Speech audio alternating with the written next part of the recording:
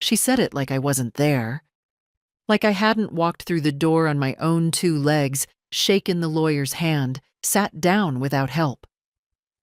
She doesn't understand anything anymore, my daughter said, not even lowering her voice. We'll just explain it all to her again, slowly. I was right there. But I suppose, in her mind, I'd already been replaced by an empty shell.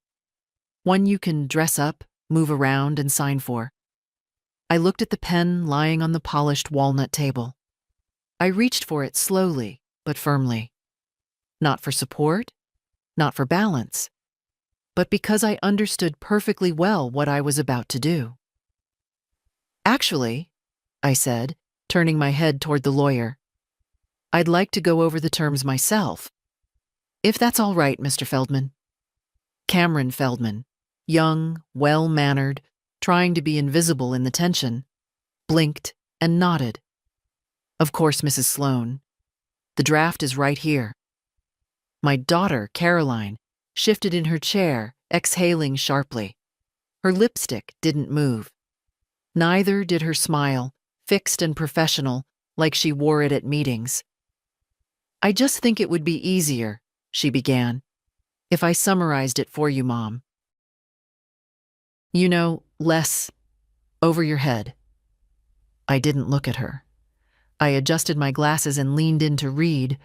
The room was elegant, soulless. An office designed to make people sign things without questioning. Heavy curtains, quiet light. Not a place for arguments, which is exactly why she picked it.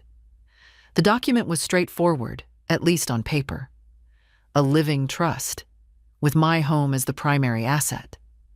Upon my death or declaration of mental incapacity, it would transfer directly to Caroline, bypassing probate. That was the point of today's meeting, to finalize the paperwork. Why is there a clause about mental incapacity? I asked, still reading. It's standard, Caroline cut in. It's just in case, Mom. You know, if you ever get confused or... She didn't finish. She didn't need to. Mr. Feldman cleared his throat. It's a common clause in living trusts. It ensures the beneficiary can act swiftly if the grantor is no longer able to manage the asset. I nodded. And who decides that I'm no longer able? The silence lasted 2 seconds too long.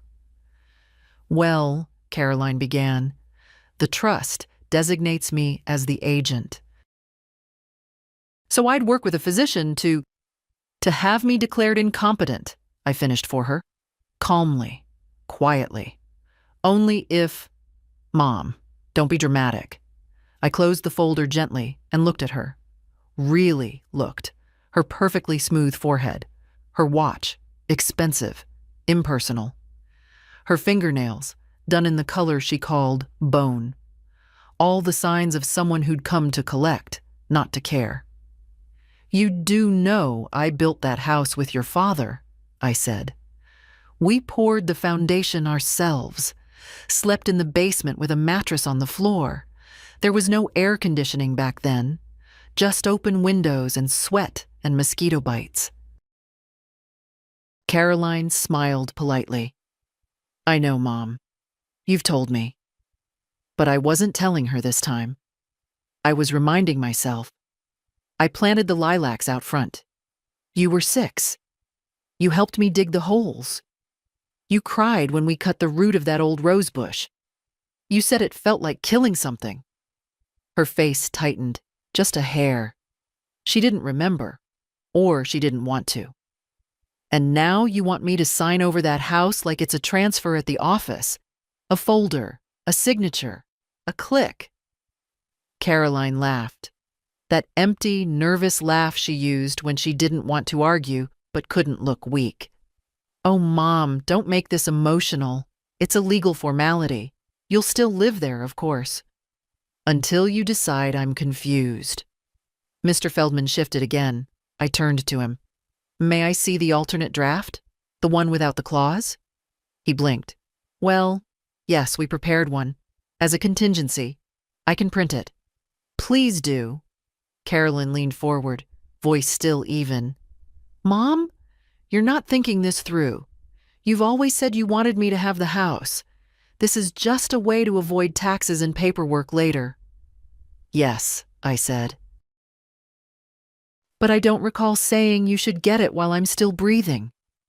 She flinched, only for a second, then recovered. I looked back down at the draft. "I understand everything, Caroline, and I know what this is. You're planning for a future where I'm quiet, out of the way, and no longer making decisions. But that future isn't here yet." The lawyer returned with the alternate draft. I picked up the pen. My hand didn't shake. "I'll sign this one." Caroline started to protest, but I raised my hand. "You may be used to clients who nod and smile and do what they're told. I'm not one of them." I signed my name slowly, clearly, then handed it back to Mr. Feldman. The room was silent. "I appreciate your help," I said to him. Then I turned to my daughter. "As for you, we'll talk, but not here, not like this." And I walked out first. The silence in my car was heavier than the noise I'd left behind. I sat for a while before turning the key. My hands rested on the steering wheel, unmoving. I didn't cry. Not from pride, just from sheer exhaustion. You get to a certain age, and even your bones feel every word people throw at you. "She doesn't understand anything." I'd been repeating that line to myself all the way from the lawyer's office to my driveway. I'd heard it before, not in those exact words, but in tone, in glances, in the way people talk around you instead of to you. It starts quietly. They speak slower, explain things you already know. Then they start deciding for you. Then they stop involving you altogether. And one day, you realize they think you're already half gone. I parked in front of my house, the one Caroline was so eager to sign off on. Pale yellow siding, old shutters in need of paint, lilacs still standing guard out front. I never did like how the siding faded with age, but now I appreciated it. It had earned its wrinkles. So had I. Inside, the air was still. I'd left the curtains open, so the afternoon light fell onto the couch, exactly where Harold used to nap after Sunday breakfast. I stood in the doorway for a long time before taking off my shoes. The quiet was familiar, but today it pressed in differently, like the silence of a courtroom after a verdict you didn't ask for. The kitchen smelled faintly of cinnamon. I'd baked a small batch of scones the night before. No one had eaten them. I rarely ate sweets anymore, but I liked the ritual. It made the house feel less empty. I made tea without thinking. Water, kettle, the same chipped mug with the floral rim. I didn't sit at the table. I stood, leaning slightly on the counter, looking out at the backyard. The grass was too high. I'd meant to call a boy from the neighborhood to mow it.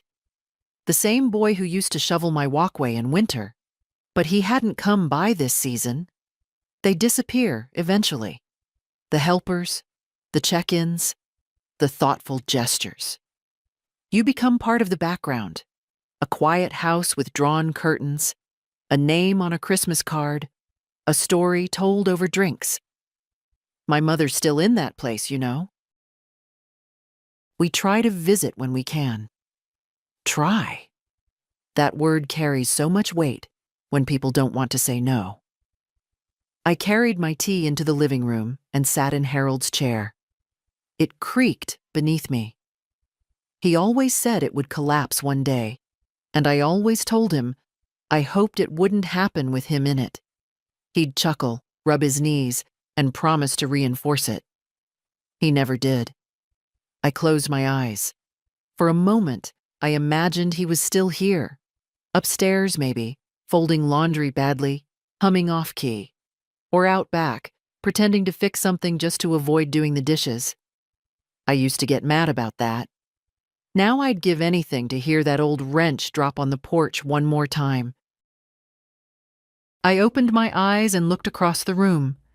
The mantel held 3 photographs, one of Harold and me at our 50th anniversary, one of Caroline in her graduation gown, and one of Sarah, my granddaughter, as a child, holding a watering can twice her size, grinning at the tulips. Sarah, sweet, distracted, always running late, Sarah. The only one who still showed up without an agenda. She'd stopped by just last week, bringing coffee and that lemon cake I can't seem to find anywhere else. She talked too fast, as always, hands flying, updating me on her coursework and her new part-time job. She didn't stay long, but she'd kissed my cheek on the way out and said, "Love you, Grandma. Don't let Mom drive you nuts." I chuckled, remembering. It was Sarah who still asked how I slept, who noticed when my coat was buttoned wrong, who helped me change a light bulb without filming it for social media. That girl had inherited my stubbornness, not Caroline's polish, and God bless her for it. I set the empty mug down and stood. My knees ached. They always did in the late afternoon. But I moved slowly to the secretary desk in the hallway. I opened the bottom drawer, the one Harold had always called your fortress. Inside, envelopes, statements, the deed to the house, my insurance papers. Everything they'd tried to make decisions about without me. I took it all out and laid it on the dining room table. Then I added one more item, a small black notebook, barely used. I opened the first page and wrote in clear cursive, "People think age makes you weak, but I've never felt clearer." Then I made a list. Call Mr. Feldman. Request revised trust documents. Done. Review house deed. List all monthly transfers to Caroline and her family. Call the bank. Block automatic payments. Schedule meeting with financial advisor. Write letter to Sarah. I underlined the last one. Twice. I didn't know what the next step would be exactly, but I knew this. I wasn't going to wait in my own house for someone to quietly erase me from my life. I'd fought too hard to keep it, built too much, endured more than Caroline would ever guess. The pen was still in my bag from the lawyer's office. I took it out and placed it beside the notebook. "I'm not done," I whispered to no one. And this time, I meant it. There was a time when Caroline used to braid my hair. She'd sit on the edge of the couch, little fingers tugging too hard, chattering about school, about friends, about books she wanted. She loved mysteries back then. Nancy Drew. "Smart girls with flashlights," she'd say. I'd pretend I didn't know who the culprit was, even when the plot was obvious halfway through. Now I can't remember the last time she touched me without a clipboard in her hand. I stood in front of the hallway mirror, fixing the collar of my blouse. I was going to the grocery store. Nothing more ambitious than that. But I wanted to look like someone who had somewhere to be. Someone who wasn't fading into the furniture. The blouse was light blue. Harold once told me it made my eyes look sharper. Outside, the air was crisp. September always feels like a trick. Summer's warmth lingering on the skin, but something colder already tucked beneath it. I walked slowly down the porch steps. They creaked. Caroline had complained about them last year. "We should replace those before you trip," she'd said. "I'll get someone out here." She never did. They're still standing. The corner store wasn't far, and the walk helped. My joints loosened, my breath evened. Familiar faces passed me by, most too young to recognize me, a few offering polite nods. Mrs. Doran from 2 houses down waved from her mailbox. We hadn't spoken properly in years, just once after Harold died. She brought over soup. Never stayed. Inside the store, the clerk barely looked up from his phone. I picked up tea, milk, and a single apple. I didn't need more. These days, I buy for one, and I hate throwing food out. At the register, I asked for paper instead of plastic. The boy looked surprised, as if no one had done that in years. "Going green, huh?" he said. "No," I replied. "Just old." He laughed, not unkindly. As I stepped outside, I saw a silver SUV pull up. I recognized it instantly. Caroline's husband's car. She must have sent him for something, or perhaps he was running errands nearby. But then I saw the passenger door open. Caroline stepped out. Her heels clicked on the pavement, crisp and practiced. She wore sunglasses, though the sky was clouded. I watched her walk, tall, efficient, moving like she belonged everywhere.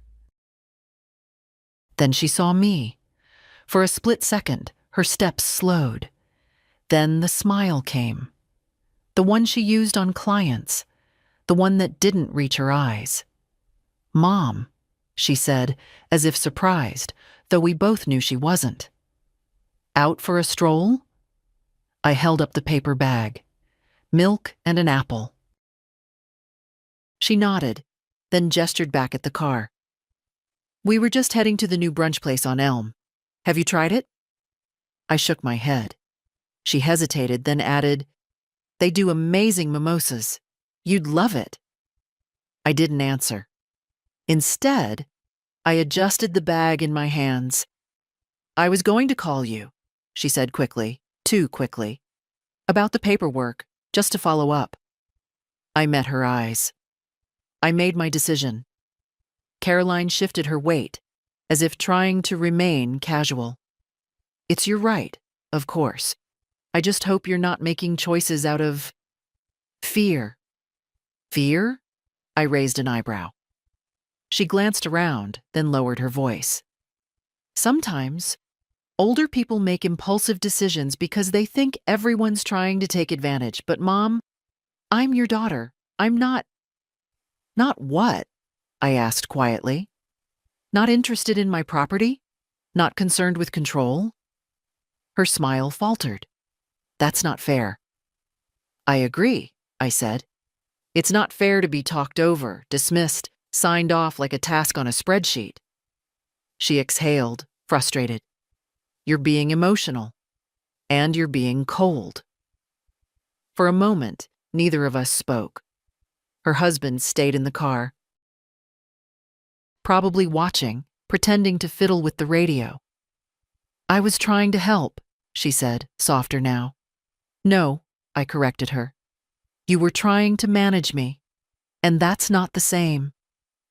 She opened her mouth, then closed it. I stepped closer, placing the paper bag gently in the crook of my arm. "I may be old, Caroline, but I'm not gone, and I'm not your project." She blinked, then looked away. "Tell your husband to check the porch steps," I added. "He promised Harold he'd fix them." And with that, I walked past her, down the sidewalk, the paper bag swinging softly at my side. I didn't look back. Somewhere behind me, I thought I heard her say, "Mom," but I kept walking. She came without warning, as she always did. Sarah never called ahead, never asked if it was a good time. She just showed up, with coffee, with noise, with questions. And I was always glad she did. I heard the car door slam first, then the familiar clatter of boots on the path. She didn't walk. She marched. The screen door opened with that crooked squeal it's had since Harold tried to oil the hinges with dish soap. "Grandma?" she called. "In the kitchen," I answered. Sarah appeared, pink-cheeked from the wind, holding a to-go tray with 2 lattes. Her hair was pulled back in that messy bun she pretended was effortless. It never was. "You look good," she said, setting down the drinks. "Like you just told someone off." I raised an eyebrow. I did. Your mother. She snorted. Excellent. Sarah had always been a strange hybrid.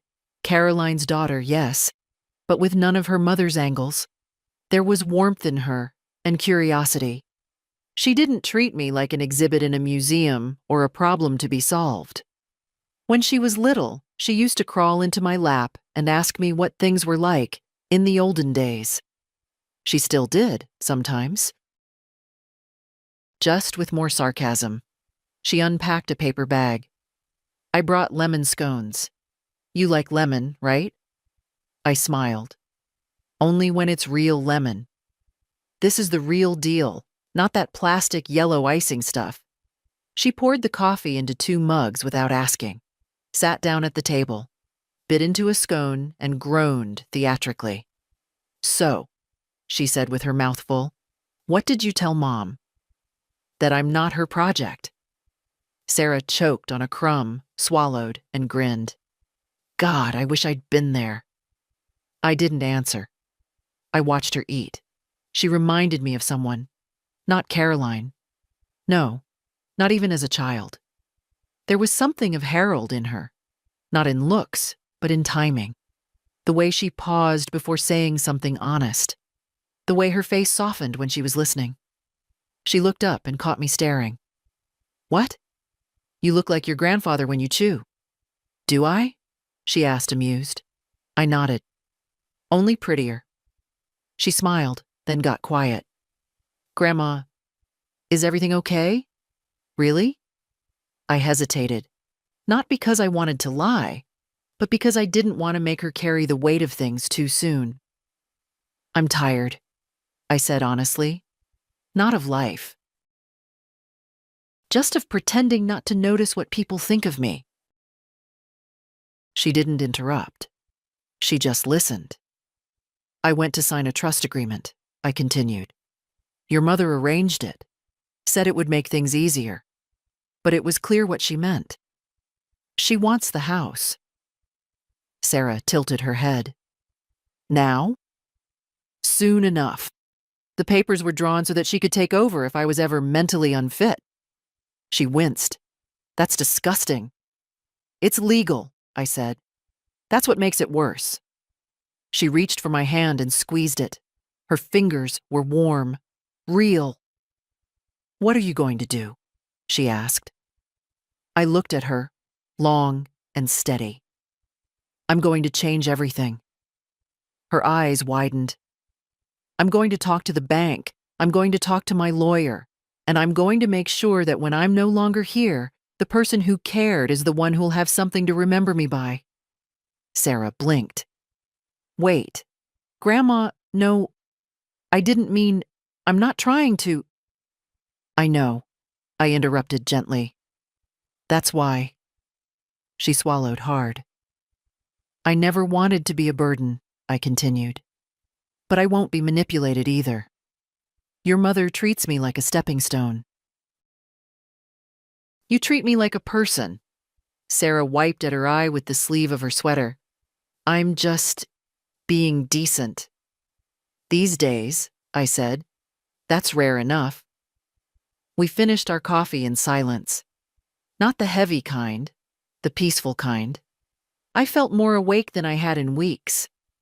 Before she left, she stood by the door, fiddling with her keys. You don't have to do anything because of me. I know, I said, but I'm doing it anyway. She hugged me tightly. You're kind of a badass, you know that? No, I replied, just a tired woman with a good memory. Then she was gone, and the house was quiet again. But this time, it didn't feel empty. I found out about the dinner from the woman who walks her dog past my house every morning. Not from Caroline, not from Sarah. From Marlene Jenkins, who always wears bright red sneakers and carries a plastic bag full of gossip. They're hosting some big thing on Saturday, she said casually, as if we'd been discussing mutual friends and not my own family. Saw your daughter loading catering boxes into the back of that fancy SUV of hers. Heard it's her anniversary, 25 years or something like that. Big crowd coming. Real fancy. I stood there in my bathrobe, holding the garden shears I'd forgotten I was using. I hadn't heard, I said, as evenly as I could manage. Marlene squinted at me. You're not going? They must have forgotten to mention it. She blinked. Then, realizing what she'd stepped into, faked a cough and tugged the leash. Well, people are so busy these days. I'm sure it's just a mix-up. Sure, a mix-up. After she walked off, I stood in the garden for a long time, staring at the lavender bush that had grown wild without Harold to trim it. I tried to feel angry. I tried to feel shocked. But the truth was, I didn't feel either. I felt expected, because this was how it worked now. I was convenient when they needed something, a signature, a check, a story for the family tree. But when there were real celebrations, when there were cameras and catered food and new dresses, I was quietly erased. I walked back into the house, left the shears on the kitchen counter, and sat at the table. They hadn't even tried to lie this time. No call saying, "We're keeping it small." No polite excuse about capacity. Just silence, as if I wouldn't notice, as if I wouldn't matter. They think I'll just stay home. They think I'll make a pot of tea and knit myself into forgetfulness. Not this time.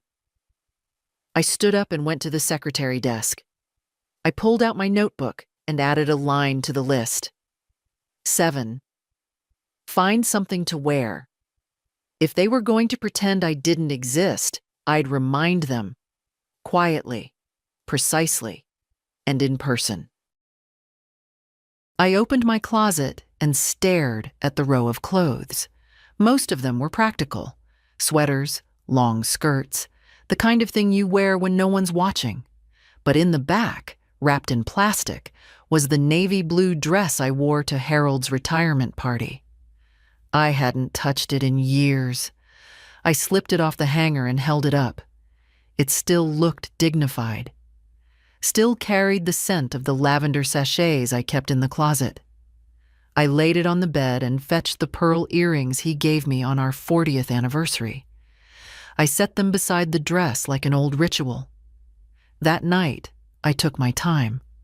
I bathed. I trimmed my nails. I ironed the dress and lined up the shoes. I didn't know if I'd walk through their front door or simply stand on the sidewalk. I just knew I needed to be visible. They weren't going to hide me this time. The morning of the dinner, I ate toast and read the newspaper, pretending I was calm. But my hands betrayed me. The way they gripped the mug, the way they hovered over the pages without turning them. At noon, I called Sarah. She answered on the second ring. "Grandma? I heard about the dinner." There was silence. Then, "I was going to tell you." "When?" She didn't answer. "Are you going?"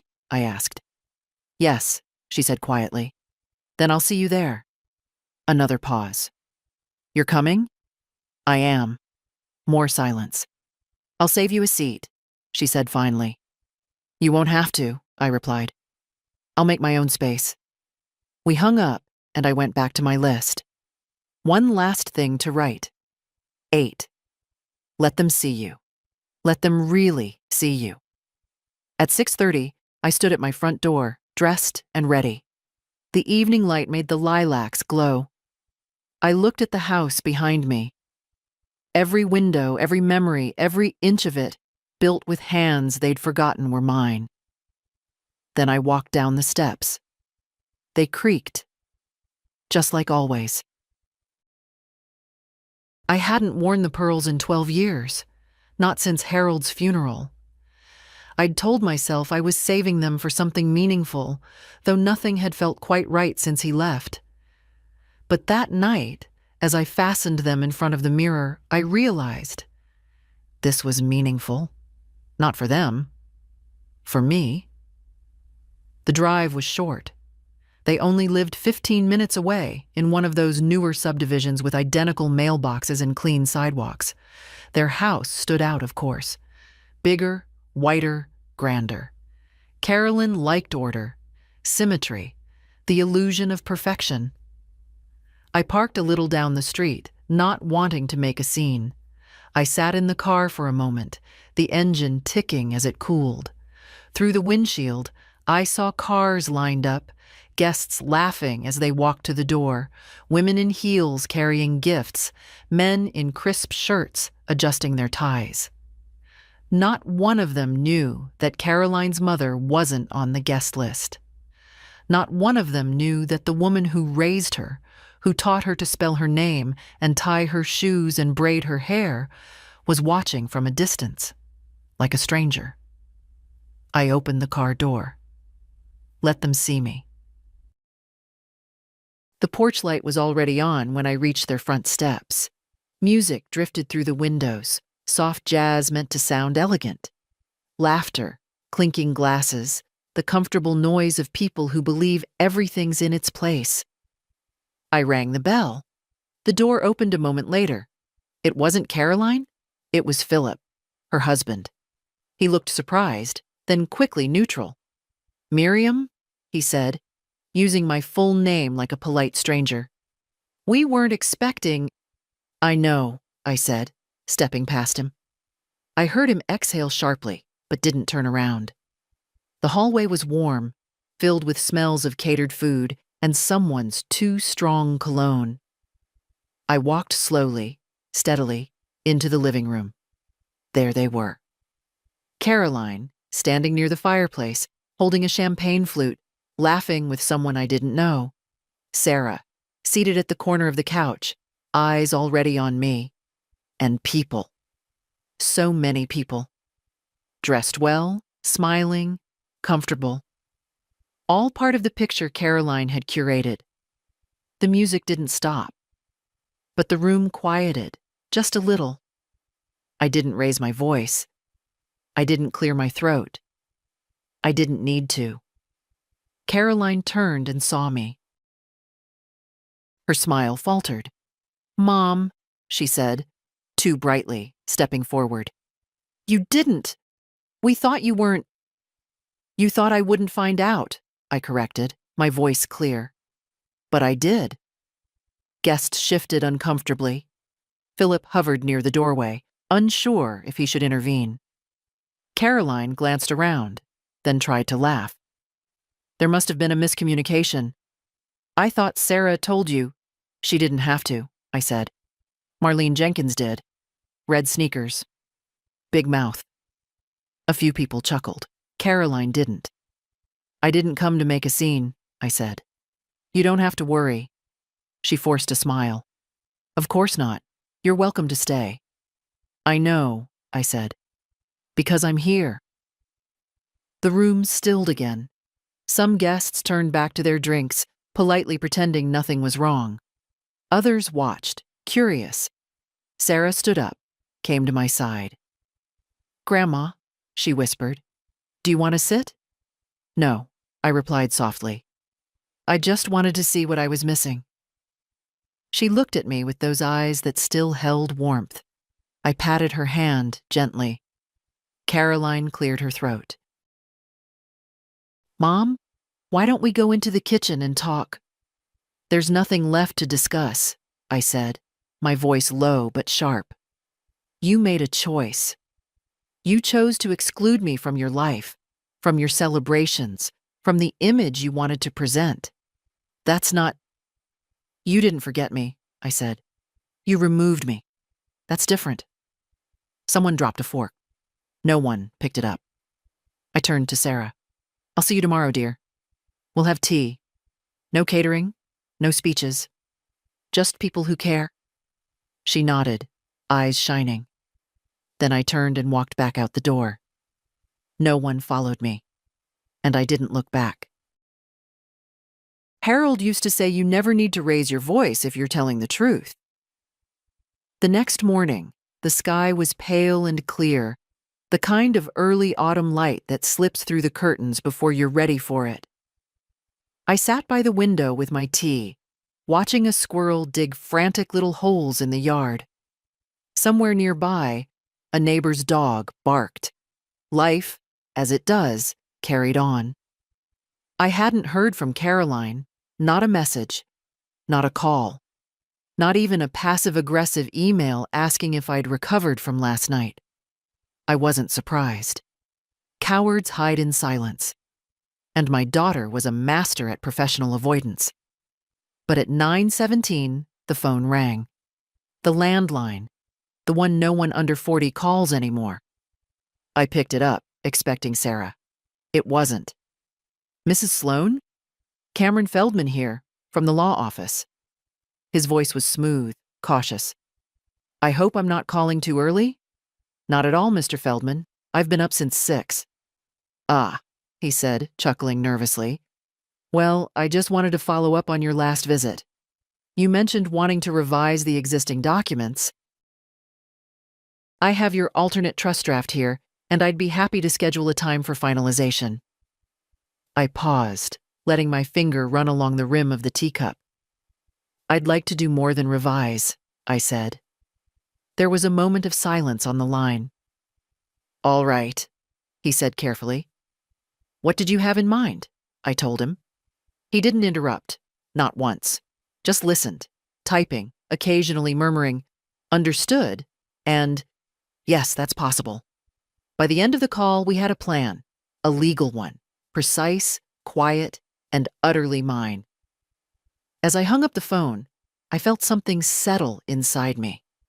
Not vengeance, not satisfaction, just the calm of finally acting in your own name. I spent the rest of the morning gathering papers. I opened the drawer where I kept all the family records. Harold's will, old tax returns, insurance documents. I handled them like photographs. Each page a reminder of something built, something promised, something forgotten. Among them, I found a folder labeled Gifts. My handwriting from years ago. Inside, copies of checks. One for Sarah's college fund, one for Caroline and Philip's first down payment. Several marked reimbursement not required. At the time, I thought I was helping, strengthening family bonds, being a good mother. Now they read like receipts for respect never delivered. I packed everything into a neat leather satchel Harold once used when he visited the city for meetings. Still smelled faintly of tobacco and aftershave. At precisely 2:00, I walked into the law office. Cameron stood when I entered, startled again. As if old women weren't supposed to keep appointments. He led me into a private room, not the same one from before.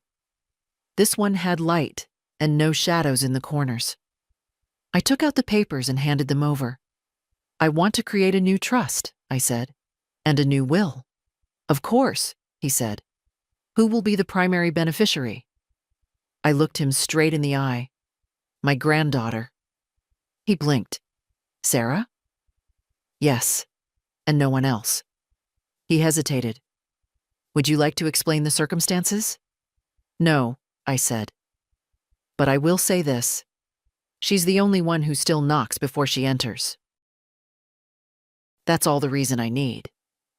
He nodded and began drafting. It took hours. We revised clauses, added protections, included contingencies. I didn't let fatigue cloud me. I read every line. When it was done, he handed me the pen. I signed. Not just the new trust, but myself.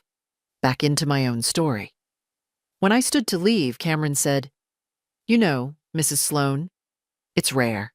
People your age taking charge like this. I'm not people, I said. I'm me. And I walked out with the afternoon sun on my face, my bag under my arm, and no more signatures left to surrender. The bank still smelled like disinfectant and cold air, the kind that settles in your bones and makes you question your memory. But I hadn't forgotten why I came. The clerk behind the counter was new, younger than Sarah, with nails like wet glass and an expression that flickered between efficiency and discomfort. I gave her my name, my ID, and a calm smile that I'd practiced in the mirror. She typed something into her computer. "You're here about the automatic transfers?" "I'm here to stop them," I corrected gently. She hesitated, glancing at the screen. "There are quite a few on record. We'd need a manager to authorize full suspension." "Then fetch one, dear. I'll wait." She blinked, then rose and disappeared down a hallway. A few minutes later, a man appeared.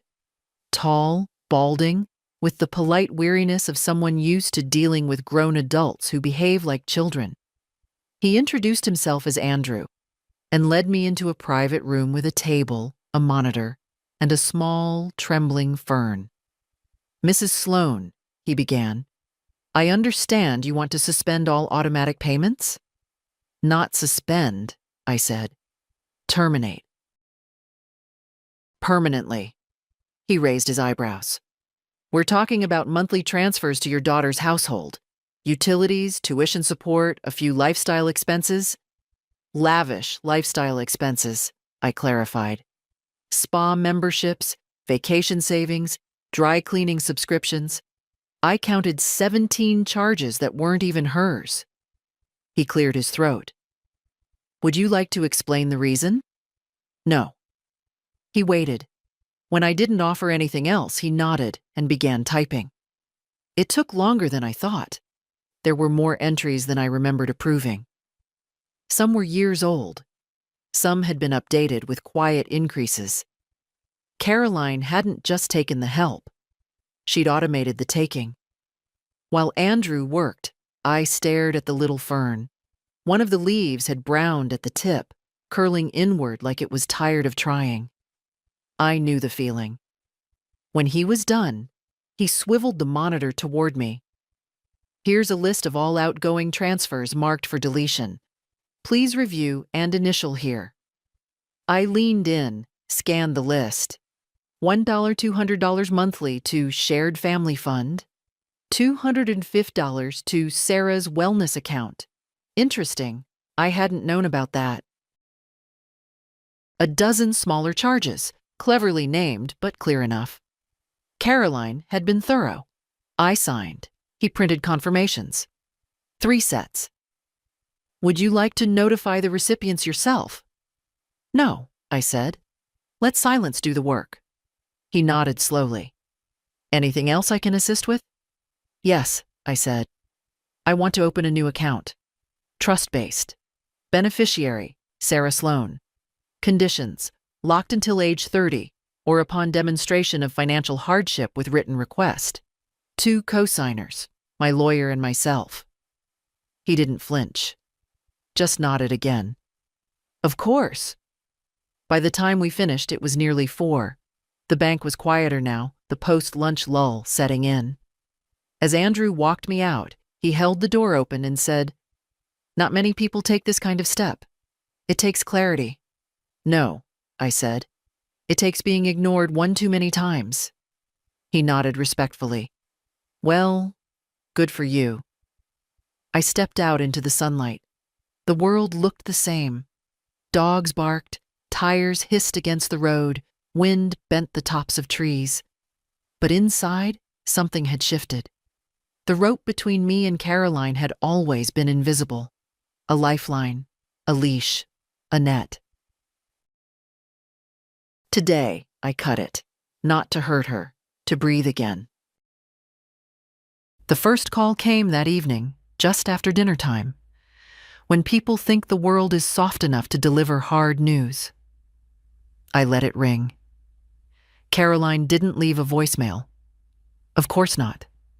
She never liked recording anything she couldn't edit. The second call came an hour later, then a third, this time from Philip's number. I muted the phone and placed it face down on the table. Let them wonder. I washed the dishes slowly, without rush, like I had nothing urgent waiting. The kitchen light flickered once, an old bulb, nothing more. But it felt symbolic. I tightened the fixture gently, careful with my hands. I'd never been careless, no matter what they said behind closed doors. When the landline rang, I answered. "Grandma?" Sarah's voice, tight, whispering. "I'm here, sweetheart." "They know." "Of course they do." She exhaled, clearly walking. I could hear her boots on concrete, wind catching her hair. I tried to tell Mom to calm down. She wouldn't listen. She said you'd lost your mind. I chuckled. "She's wrong. I've found it again." "She's furious," Sarah continued. "She was yelling about the money, the accounts, the trust." Dad was trying to... I interrupted gently. "Did anyone ask why?" There was a pause. "No. Just how?" I nodded, though she couldn't see. "That tells you everything you need to know." She stopped walking. "Are you okay?" "Yes. I'm fine, Sarah. For the first time in a long while, I'm fine." "I don't know what to do." "You don't have to do anything," I said. "You've already done enough. You showed up. You listened." She hesitated. "They think I knew." "Let them." Another pause. "Grandma? They might come to the house." "Let them." I hung up gently, not out of anger, but finality. 10 minutes later, headlights flicked across the window. I stood still, watching them through the curtain. Then the doorbell rang. One long, impatient chime. I didn't open. Philip tried next. Knocked 3 times sharp and measured. "Miriam, it's us." I said nothing. Then Carolyn's voice. "Mom, this is ridiculous. Can we please talk?" I let the silence stretch. "I know you're in there." Of course I was. More knocking. Louder now. "You're being unreasonable. This is family." I thought of every holiday I'd spent alone, every card that never came, every doctor's appointment I'd taken a cab to while they posted vacation photos from the Bahamas. "This isn't how we solve things," she called. "Not with lawyers." And yet, that's exactly how she tried to solve me. More silence. Then, at last, retreating footsteps. I exhaled slowly. My hands were steady. The phone vibrated again later. A message, not a call. "Mom, we need to talk. This isn't the way." I didn't reply. Because finally, I wasn't speaking their language anymore. I was learning my own again.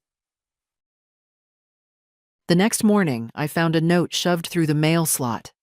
Folded 3 times. Printed on expensive stationery. The kind Caroline reserved for holiday cards and legal threats. The handwriting was hers. Sharp.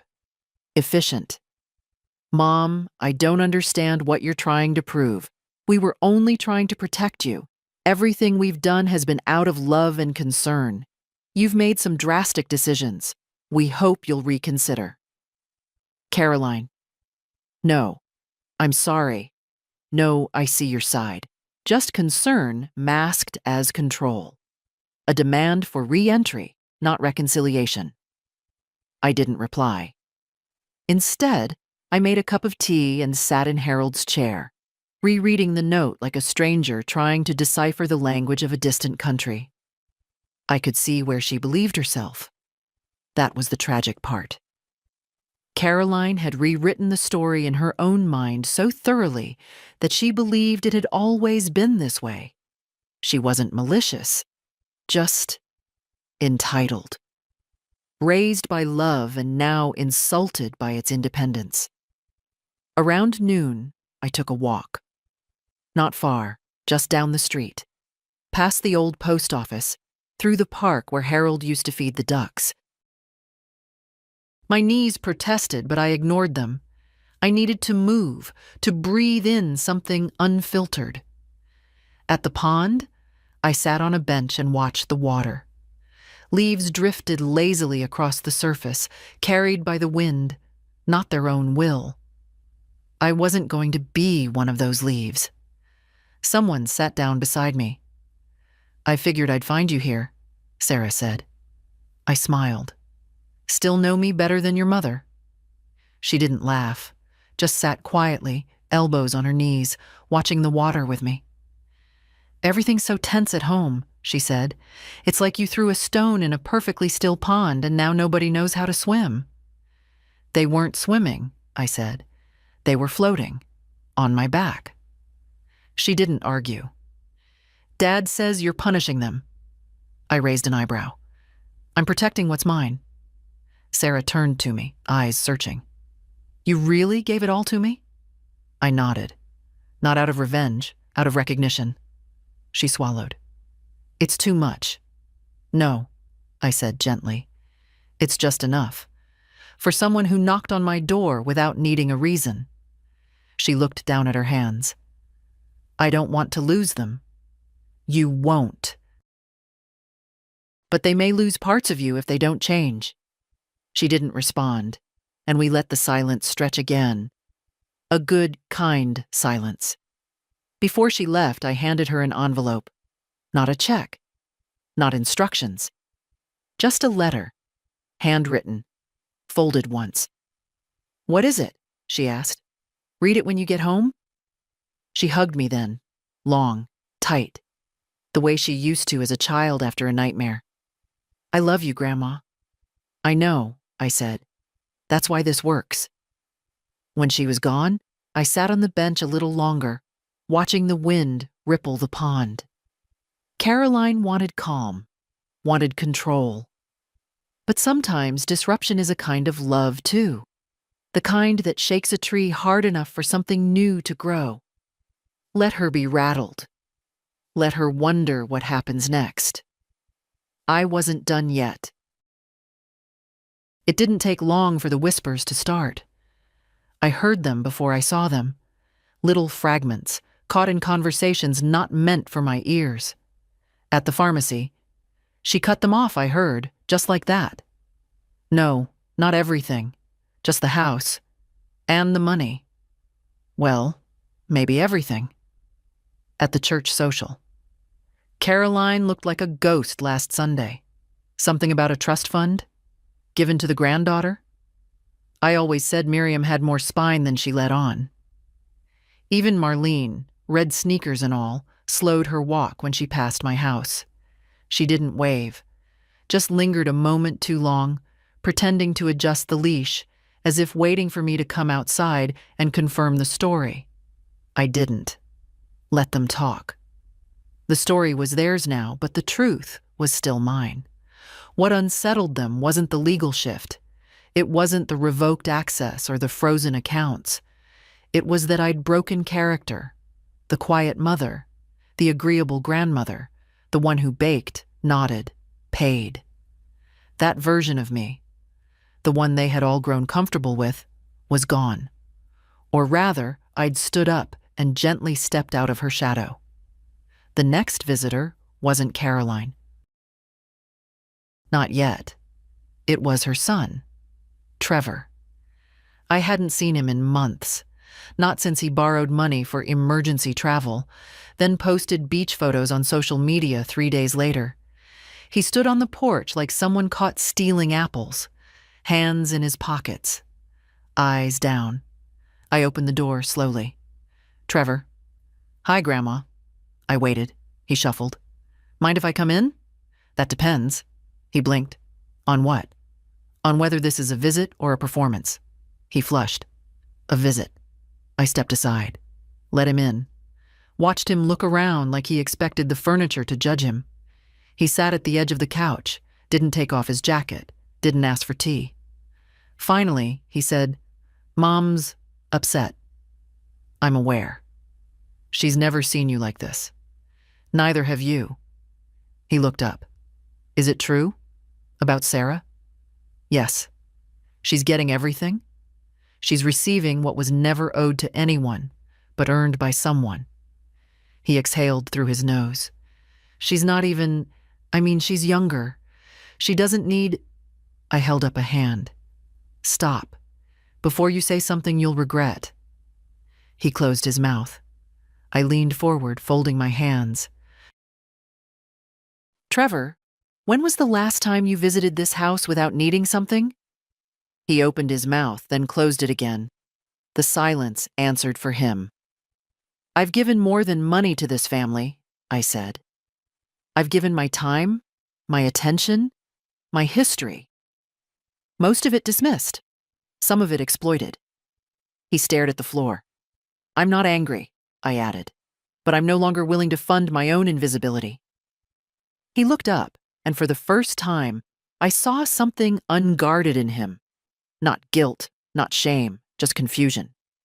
"Is this forever?" "No, just finally." He nodded slowly. "Okay." I stood. "You can visit any time. You can sit. We can talk. But if you come with open hands instead of an open heart, the door won't open next time." He stood too. "I understand." I walked him to the door. Before he stepped out, he turned. "You look strong." "I am," I said. "And I always was. You're just now noticing." He nodded, then walked down the steps. The porch creaked behind him, that familiar, loyal sound. Still holding after all these years. I wrote the letter to Sarah at the dining room table in the late afternoon light, the kind of soft gold that makes even dust look gentle. I used the good paper, the kind Harold bought in bulk before everything became plastic and clicks. He believed some things were worth writing down with care. I wrote slowly. I didn't revise. This wasn't a performance. This was memory. This was blood. "Sarah, I never wanted to make you choose, and I don't expect you to defend me. What I did wasn't about dividing the family. It was about finally drawing a line where none had been. I spent years confusing silence with love, endurance with grace. But endurance without recognition becomes erasure. I gave you the trust because you saw me, not because you needed something or because you flattered me. You asked questions no one else bothered with. Did I sleep well? Was I eating enough? Did I still hum when I gardened? Those things may seem small, but when someone's disappearing piece by piece, small things become lifelines. I am not leaving you a reward. I'm leaving you a reminder. That dignity is not something we ask for. It's something we keep. The house, the money, they're symbols. They can be moved, sold, squandered. But if you hold on to one truth, let it be this: never become so efficient that you forget to be kind. If someday I'm no longer here, and you find yourself at a table full of people speaking over you, remember this moment. Take the pen first. Love, Grandma. I folded the letter carefully, placed it in an envelope, and sealed it with a faint press of my thumb. Then I added her name in my old cursive, the one Caroline said looked too antique for modern life. I didn't send it. Not yet. I left it on the hallway table, beside the phone, next to the little bowl of hard candy no one eats, but everyone remembers. That night, the wind picked up.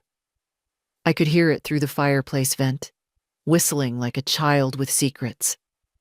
I wrapped myself in Harold's old cardigan and sat on the porch, watching the branches sway. There was something comforting in the way the trees moved. Not fighting the wind, just bending with it. Resilient, but never passive. Caroline hadn't tried to call again. Neither had Philip. The silence had thickened into something almost ceremonial, like they were waiting for the next move, still hoping I'd flinch, that I'd undo the damage to their version of order. But I wasn't undoing anything. I was revealing. You reach a certain age, and people assume your story is winding down. What they don't realize is that some of us begin again with the clarity only survival gives. The next morning, I went to the notary's office, the same one I used after Harold passed.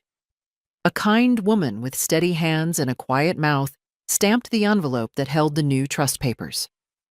"Are you sure?" she asked. "I've never been surer." As I left, she said, "It's brave, what you're doing." "No," I said. "It's overdue." Back at home, I placed the sealed documents in the fireproof box in the hall closet. The same box that held my marriage certificate, Harold's Army ID, and a photo of Sarah watering the garden in bare feet. The legacy wasn't the assets. It was the decision to protect what mattered. The first apology didn't sound like one. It came in the form of an email. From Caroline, of course. She always preferred distance when the subject got too close. "Mom, I've had some time to think. I wish things hadn't escalated the way they did. I never meant to hurt you. I was trying to make things easier, more secure, for everyone involved. I'm sorry if it felt like we were taking control. That wasn't the intention. Let's find a time to talk. Maybe we can meet halfway on all this. Love, Caroline." I read it twice. There it was again. If. I'm sorry if it felt like that small word, that loophole, the kind that cushions the sender and traps the recipient. Still, I printed it out and placed it in a drawer, not because it mattered, but because it was proof of her awareness, her discomfort, her shifting tone. Later that day, I saw her car drive by. Not slow, not suspicious, just curious. I was trimming the rose bushes. I didn't wave. She didn't stop. The next day, another email. Shorter. No apologies, just, "Have you reconsidered anything?" I hadn't, so I didn't respond. Instead, I took Sarah out for lunch. A small diner halfway between our neighborhoods. No frills, just good soup and sunlight in the windows. She was already seated when I arrived, notebook open, pen tapping. She stood when she saw me. "Nice sweater," she said, hugging me. I've ruined lives and sleep just fine." I smiled. "It's Harold's." We ordered lentil soup and bread. She didn't mention the emails. She didn't mention her mother. She waited. I finally said, "She's trying. But she still thinks the damage was in the decision, not in the years that led up to it." Sarah nodded. "She's rewriting the narrative. She wants to be the one who reached out. She can have that. I'm not in competition anymore." She tilted her head. "And if she shows up? If she knocks on the door and says the right things?" I took a sip of tea. "Then I'll listen. Not for her sake. For mine." Sarah smiled, a little sad. "You really don't hate her, do you?" "No," I said. "But I don't owe her the comfort of pretending she didn't fail me." We ate quietly after that. As we finished, she pulled something from her bag. The letter I'd written her. "I've read it 6 times, she said. "I keep it in my desk, at school, when things get loud." I reached across the table and touched her wrist. "That's what it's for." She looked at me, eyes full. "What happens next?" I thought for a moment. "I live," I said. "That's the part they never expected." Back at home, the mailbox was empty. But someone had left a small bouquet on the porch, white tulips, tied with a ribbon. No note. Caroline's favorite flower. It wasn't forgiveness. But maybe it was something close to recognition. I didn't bring them inside. I left them there, on the step. Let the wind decide what to do with them. The envelope was thick, official, and hand-delivered. Sarah brought it over on a Thursday morning, cheeks flushed from the cold. "It's happening," she said, holding it out. "He wants everyone present. Formal reading." I took it without urgency. Of course he does. That man always did enjoy a performance. The he was Mr. Feldman, my lawyer, who had decided, perhaps with a touch of theatrical instinct, to organize a formal reading of the revised trust and will. All parties invited, all assumptions to be tested. I placed the envelope on the table without opening it. Sarah watched me. "Are you ready?" "I've been ready since the day Caroline said I didn't understand anything." She smiled, but it was sad. "She'll be there. And Trevor. And Philip. I'm counting on it." The meeting was set for the following Monday at the law office, 3 p.m. sharp. I wore the same navy blue dress I'd worn the night of Caroline's party. Not out of symbolism, but out of economy. No need to dress up the truth in new fabric. When we arrived, the receptionist looked startled, then composed herself. "Mrs. Sloane, they're all here." I nodded. The conference room was just as I remembered. Long table, neutral tones, the soft buzz of artificial civility. Carolyn sat at the far end, arms crossed, eyes unreadable. Philip beside her, nodding politely. Trevor scrolling his phone.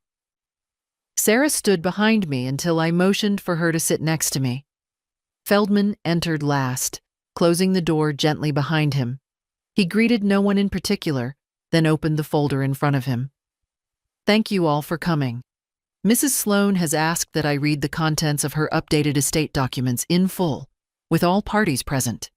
This is both legal and, in this case, intentional." He glanced around. No one spoke. He began. He read the clauses, line by line. The revocation of all prior arrangements. The dissolution of shared access to accounts. The reallocation of assets. The appointment of Sarah as sole beneficiary of the primary trust. Caroline flinched.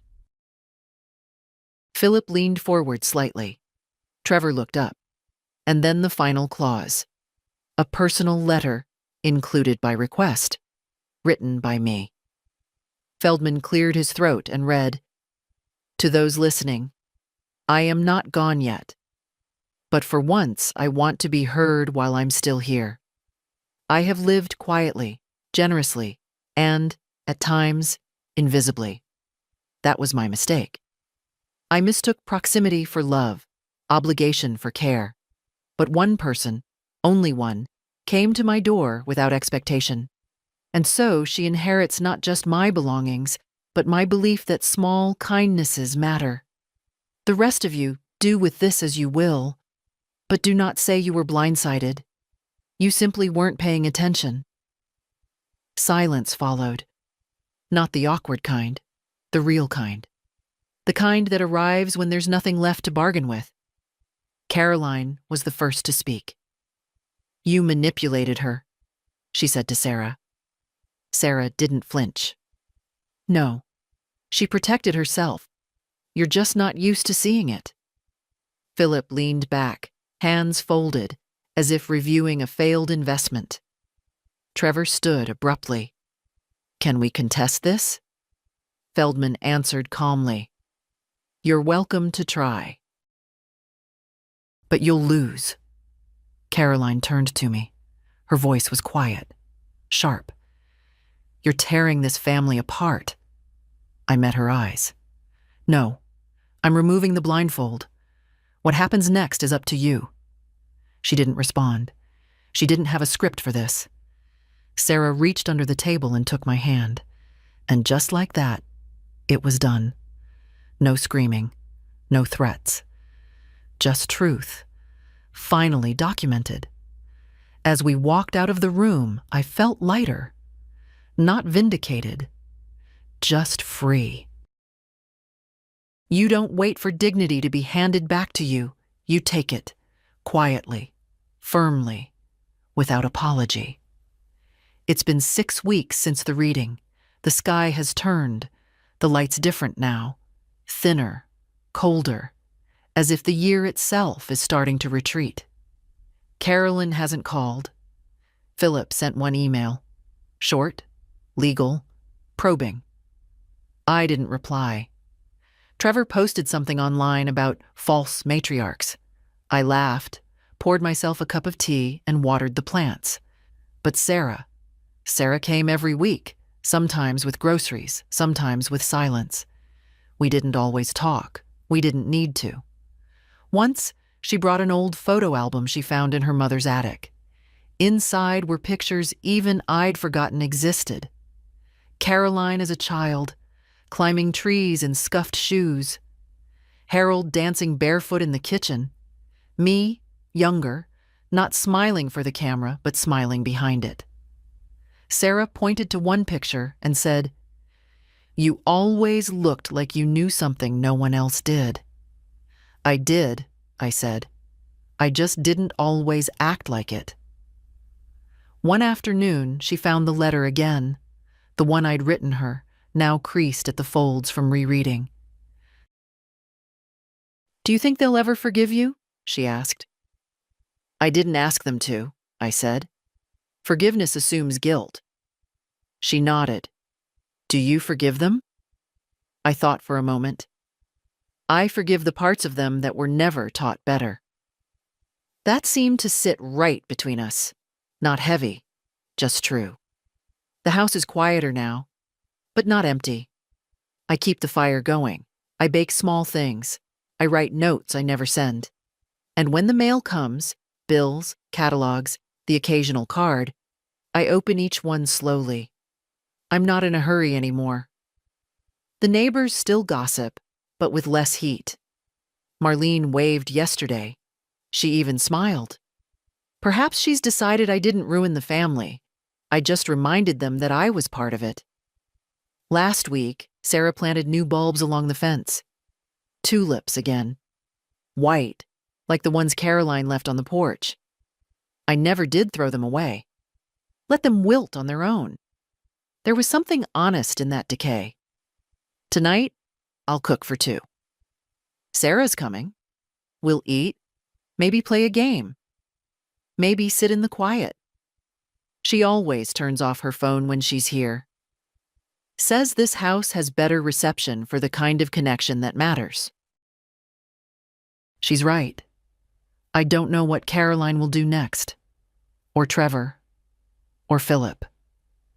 But I know what I'll do. I'll keep my door unlocked for love, and bolted for entitlement. I'll remember who I was, even when no one else did. And I'll live every remaining day not as someone waiting to be remembered, but as someone who already is.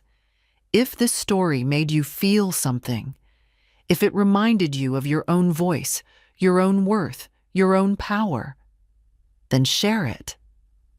Let someone else remember themselves too.